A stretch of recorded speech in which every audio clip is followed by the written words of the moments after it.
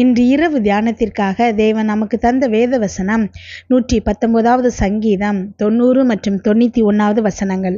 உம்முடைய உண்மை தலைமுறை தலைமுறையாக இருக்கும். பூமியை உறுதிப்படுத்தினீர், அது நிலைத்திருக்கிறது. உம்முடைய பிரமாணங்களை நிறைவேற்றும்படி அவைகள் இந்நாள் வரைக்கும் நிற்கிறது. சமஸ்தமும் உம்மை சேவிக்கும். கிறிஸ்துவுக்குள் பிரியமானவர்களே, உண்மை ஒவ்வொரு தலைமுறையினரிடமும் நீட்டிக்கிறது.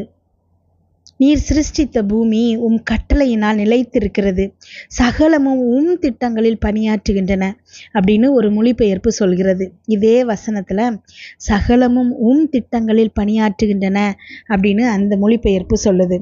இப்போ தேவனுடைய வழிகள் நம்முடைய வழிகள் அல்ல அப்படின்னு வேத வசனம் சொல்லுது. தேவனுடைய திட்டத்தில் நன்மைக்கு ஏதுவான திருப்பு முனைகள், உயர்வுகள், மனிதர்களுடைய தயவுகள் இவைகள் மட்டும்தான் இருக்கணும் அப்படின்னு நம்ம நினைக்கிறோம். ஆனால் நிறைய நேரங்களில் ஏமாற்றங்கள், அடைக்கப்பட்ட கதவுகள், நம்மை அநீதியாய் நடத்துகிற மனிதர்கள், இவர்கள் எல்லாரும் கூட தேவன் நம்மளை குறித்து வச்சிருக்கிற திட்டத்தில் பணியாற்றுகின்றனர். இதெல்லாம் நடக்கலை அப்படின்னா நம்மால் ஒரு இலக்கை அடையவே முடியாது. தேவனுடைய திட்டத்தை மட்டுமல்ல, அவருடைய வழிமுறையும் நாம் நம்பணும். இந்த மாதிரி தான் அவர் நமக்காக நடக்கணும், இதெல்லாம் நமக்கு அவர் தந்து நம்மளை உயர்த்தணும் அப்படின்னு அவருக்கு நம்ம திட்டம் போடக்கூடாது.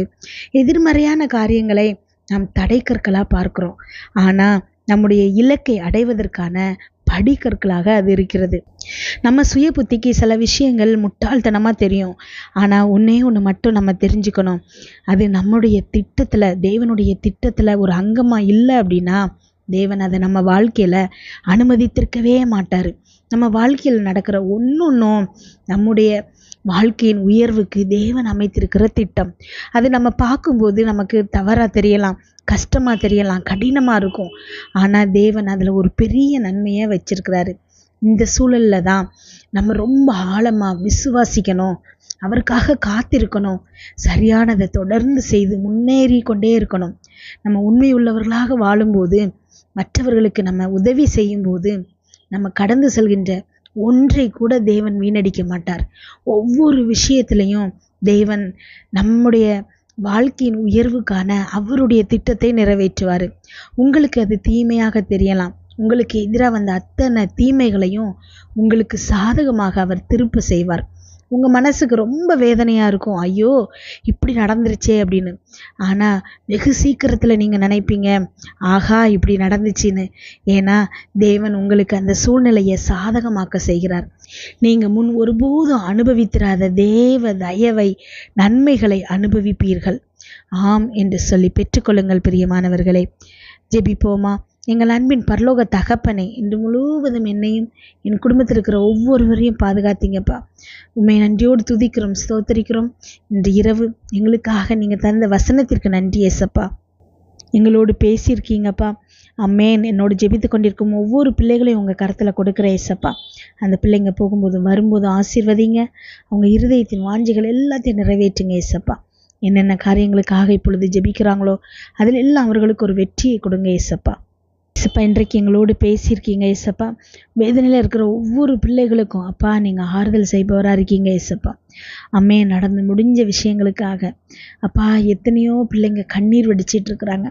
இந்த இடத்துல நான் இப்படி அவமானப்படுத்தப்பட்டனே, இவங்கெல்லாம் சேர்ந்து என்னைய இப்படி சொல்லிட்டாங்களே, நான் இந்த இடத்துல ஒழுங்காக பேச முடியாமல் திக்கி திணறி அத்தனை பேர் முன்னாடியும் அவமானப்பட்டு நின்னேனே, நான் எப்படி அதை சரி பண்ண போகிறேன், எப்படி என் வாழ்க்கையில் இது சரியாக போகுது, என்னுடைய பிள்ளைகள் ஒழுங்காக வளர்க்கப்படாமல், நல்லா படிக்காமல், நல்ல வேலைக்கு போகாமல் இவ்வளோ கஷ்டப்படுத்துகிறாங்களே, கணவன் மனைவிக்கு இடையில இருக்கக்கூடிய பிரச்சனைகள், கணவன் மனைவி பிரிஞ்சு இல்லை ஒருவருக்கொருவர் துரோகம் பண்ணி இதெல்லாம் நடக்குதே, என்னுடைய வாழ்க்கையில் இவ்வளோ கஷ்டங்கள் இருக்குதே, இவ்வளோ வேதனைகள் இருக்குதே, என்னுடைய பெற்றோர்கள் இவ்வளோ வேதனைப்படுத்துகிறாங்களே, பிள்ளைகள் எனக்கு சரியா இல்லையே, ஏதோ என்னென்ன காரணமாகவோ இருக்கலாம்.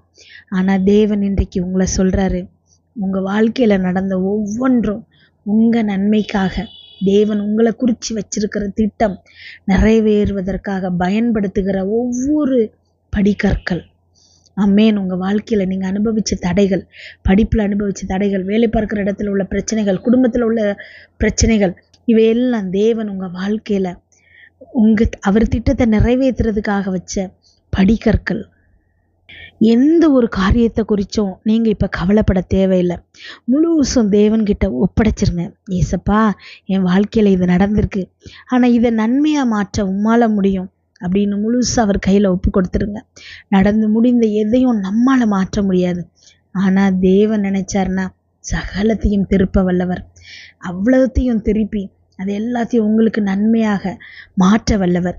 எந்த இடத்துல நீங்கள் தலை குனிஞ்சு நின்னீங்களோ அதே இடத்துல அத்தனை பேரும் ஆச்சரியப்பட்டு பார்க்கத்தக்கதாக உங்களை உயர்த்த வல்லவர். உங்களுக்கு திறமையே இல்லாமல் இருக்கலாம், உங்களால் அந்த டேலண்டோடு அதை ப்ரெசன்ட் பண்ண முடியாமல் இருந்திருக்கலாம், அந்த காரியத்தை திறமையோடு செய்ய முடியாமல் இருக்கலாம், இன்னும் நீங்கள் அதே நிலைமையில் இருக்கலாம். ஆனால் தேவன் நினச்சாருன்னா அந்த இடத்துல உங்களை உயர்த்த முடியும்.